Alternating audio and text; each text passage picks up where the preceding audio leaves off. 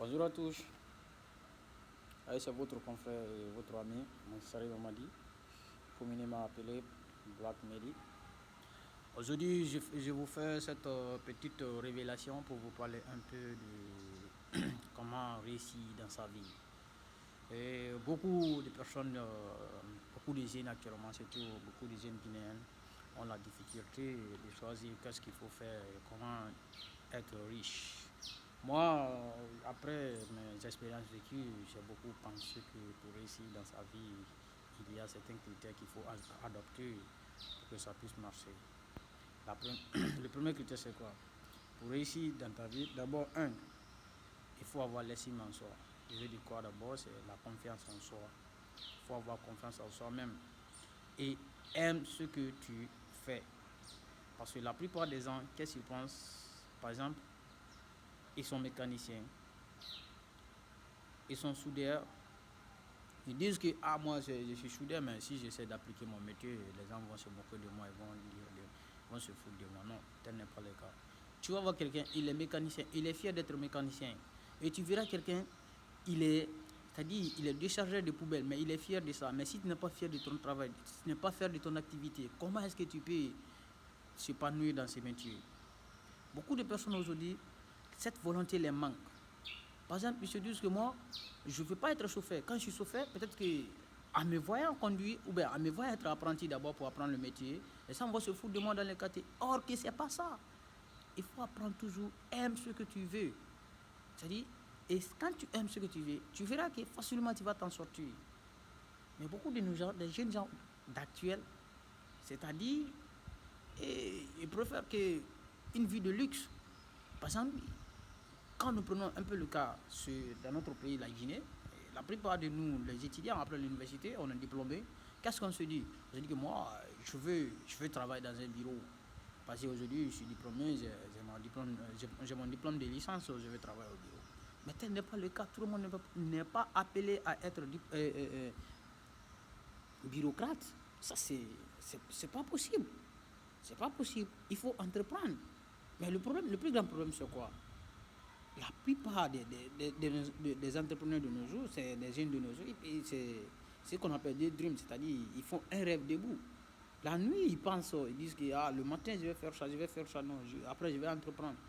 Le matin, néant, ils reviennent à leur activité. Vous voyez, c'est là-bas le problème.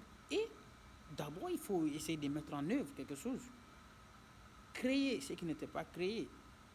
Et si c'est pas ça même, de ne même pas, selon moi, quand vous me demandez, je ne rêve même pas de travailler dans le gouvernement. Non. D'abord, le salaire qu'on récupère actuellement dans le gouvernement est minimum. Très minime. Tu as la compétence, tu as tout, mais travailler dans le gouvernement, c'est tout à fait un problème en Afrique. C'est tout à fait. Il faut innover. Il faut créer. Après, l'estime en soi, c'est-à-dire, quand on disait la confiance en soi, c'est-à-dire, aime ce que tu fais.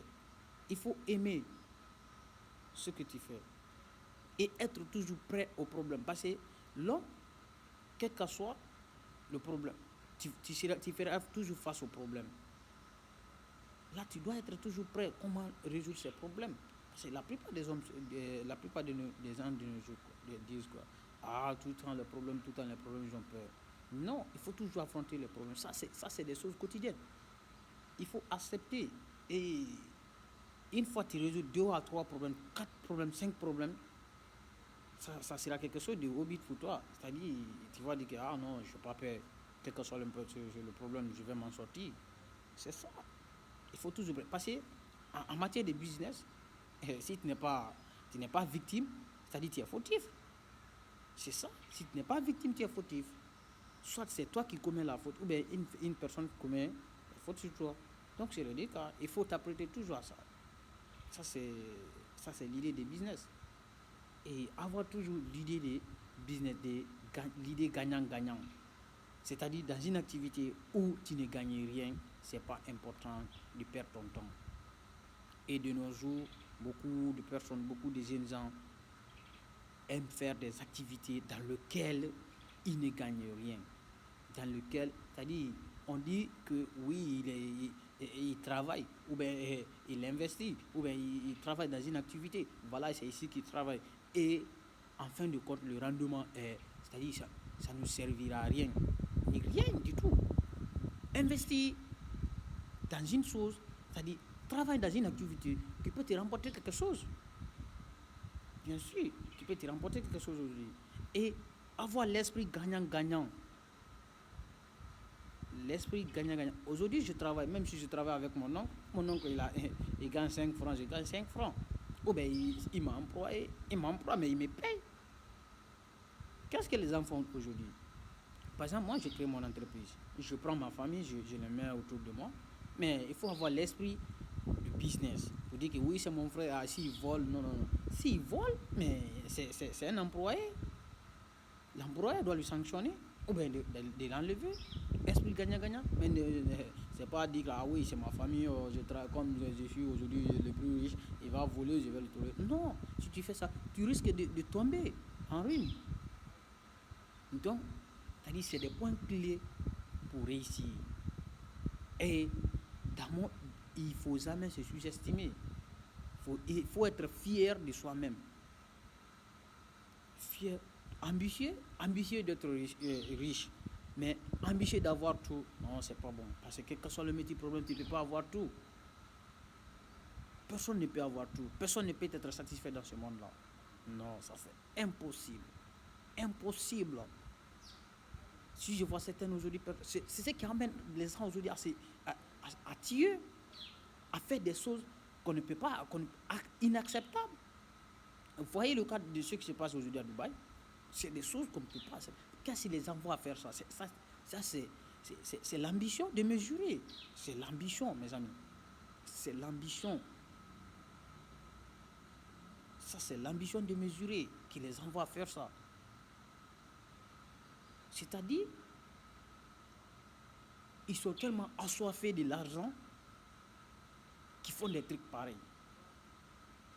C'est pourquoi il faut se battre toujours, être fier de ce que tu as, avoir toujours l'estime en soi et ne jamais abandonner. C'est ça. Parce que le plus grand loser dans ce monde est celui qui abandonne. Il ne faut jamais abandonner.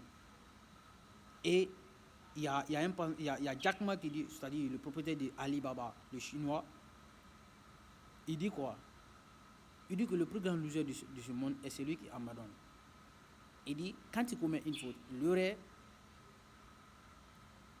est appelé l'erreur, c'est quand tu reconnais que oui, c'est une erreur et que tu dis que oui, je dois rectifier. Mais si tu dis, si tu fais l'erreur et puis tu abandonnes, ça tu deviens le perdant. Tu perds catégoriquement. Il dit même, aujourd'hui est difficile. Demain c'est la plus difficile. Mais après-demain sera bon. Mais après demain, beaucoup de personnes vont abandonner. Avant d'aboutir après-demain. Il veut dire quoi ici? Il dit aujourd'hui c'est bon. Et il dit aujourd'hui est difficile. Demain sera plus difficile. Mais après-demain sera facile. Il dit après-demain sera facile. Mais après-demain, demain sera, beaucoup de personnes vont abandonner. Voilà.